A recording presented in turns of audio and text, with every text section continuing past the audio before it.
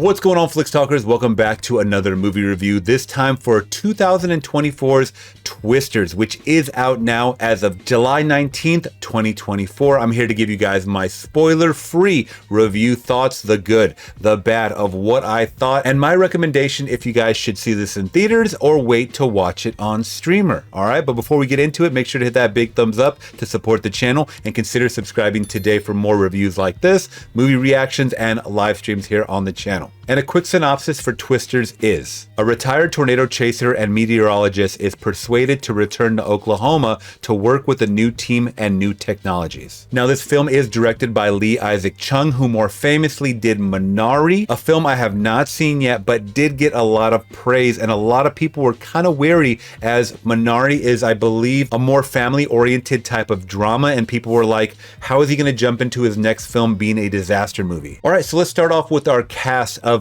Kate, played by Daisy Edgar Jones. Now, I actually really liked her character in this movie. We get thrown into this movie with her and her crew storm chasing. So we get to see that the passion is there right away. She definitely seems like someone that's there to study the art of tornadoes, so to speak, how they work, how can we stop them, how can we save people from being mowed down by these killer tornadoes, because they do wreak havoc in real life amongst her own people, because she is from Oklahoma. So it is a very personal thing, but something happens where her life and career dramatically shift, and we get to see that her life has changed. She has some PTSD, but the end goal of saving people and just people in general is her main force to keep going on. Now, Mr. Glen Powell, the hunk of the year, man, playing Tyler Owens. Now, I like this character a lot, as well as he does seem like someone that I could definitely see in real life on YouTube. And guess what? He's a YouTuber in this movie. I didn't know that. I don't know if they had shown that in any of the marketing for this movie at all whatsoever, but he has a huge team behind him, and this is definitely where I started to feel some of the parallels from the first movie. And I'm not going to talk about Twister from the 90s, guys. I've beaten that argument to death in the comments with you guys when I did my trailer reaction for Twisters, and I'm not going to do it anymore. I'm just going to be talking about Twisters as a standalone movie, but there is a lot of parallels from this movie and the original, and that's all I'm gonna say. But he is a storm chaser, a storm wrangler, and he seems very self-centered, but he's also, you know, got some layers to him, so to speak. We get to find out along the way that he's not so dumb as Kate may think he is. Also, we got Anthony Ramos as Javi, and they are pushing this guy to be more in the forefront as a lead. I don't see it. I can't feel it. His acting is there. He could definitely act, but I just don't feel the chemistry between him and a couple other castmates on screen. I don't know. That's just me, but I think he is a good overall actor. So those are our key players. Now, why are we all watching this movie for the most part? To see the Twisters, CGI or not. I want to see how much practical effects they used in this movie, and there was a lot, man. I was watching a featurette, and they're really doing as much as they can to keep the authenticity of a disaster movie, kind of giving you these wide shots of just cars crashing, just houses being wrecked and in ruins, people, you know, just picking up their belongings after a huge category 5 or whatever these magnitude of tornadoes are. I think they call them like EF1 or something, EF5, and I don't know all the jargon. By the way, there's a lot of technical scientific jargon that goes on, and I really felt stupid watching this movie. Like, I had no clue what they were talking about. So, you know, they're gonna be throwing that at you a lot. So if you're the typical moviegoer, don't expect to catch on to a lot of what they're saying. It's technical mumbo jumbo. But when we do get to see these tornadoes on screen, they were cool. They were fine, man. I mean, they were wreaking havoc once again. They were ginormous. Some were splitting off into twins. You know, they were screaming at twins.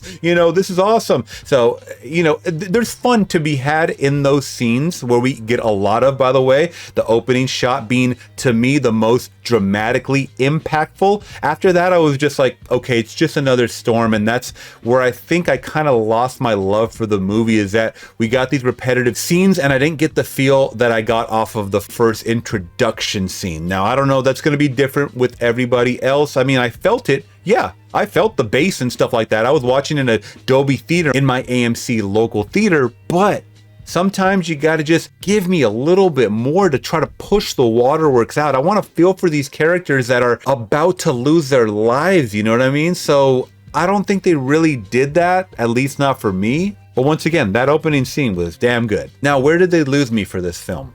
The chemistry that they were really trying to push on Daisy Edgar Jones and Glen Powell's character. And I know, he has a track record now of, these on-screen romances or off-screen romances. Nobody knows. Everybody's all rumors in Hollywood and stuff like that. I don't know. I don't really dive into the tea, so to speak, but they really try to push something that wasn't there, or even like her with Anthony Ramos and stuff like that. There's a lot of awkwardness going on between those two, even though they're just kind of work partners and whatnot. They're all there to kind of study the same thing, is how can we dissipate or stop these tornadoes from happening? Which is another aspect of this movie that I did like, is that they were there for the people. Ultimately, in the end, they were there to save lives. So I think that was beautifully displayed on screen, especially amongst the Glen Powell character, because you think he's one way and then he ends up being another. Another dislike for me is that this movie was extremely predictable, not just with the character chemistry that they were trying to push, but some of the scenes that kind of played out. Like, I knew what was going to happen. Even in this storm chasing scene, like, I could really predict a lot of this movie, and you don't really want that, even in a disaster movie. Because I think when people say disaster movie, they think, oh, this is going to be bottom tier, brainless. I'm just there to have a good, fun action time. And you are, but at the same time, you want some good writing. You want non-predictable storytelling, at least for me. I don't know. That's just me once again. And I think honestly, the fact that AMC has these signature movie cocktails that I chugged during the movie, I had a good time with this movie, alcohol included. And that's what it may be for you guys. You guys might have to pound a couple of brews before, or just go with a group of friends knowing you might have a mindless fun time. That being said, I think I liked 2/3 of this movie, the beginning, the best, and then it kind of dipped down and they tried to develop a lot of this chemistry once again with Kate and Tyler Owens' character, and it got a little boring and dramatic, and it really just kind of fell out of place. And then the third act just really ramped up, and then we got these mega tornadoes coming that were like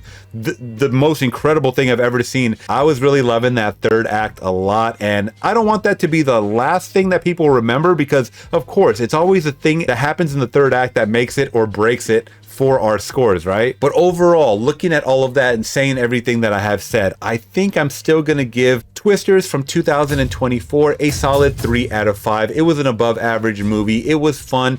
The CGI action had me. Daisy Edgar Jones might have been my favorite character in the movie, but it just seemed like a forgettable movie at the end of the day. That's why I'm giving it the score that I'm giving it. All right, Flicks Talkers, what is your score for Twisters? Please let me know in the comments below. If you guys did appreciate my thoughts and rating, please hit that big thumbs up to support the channel, and consider subscribing today for more content like this, movie reactions and live streams here on the channel. All right, Flicks Talkers, I'll see you on the next one. I'm gone.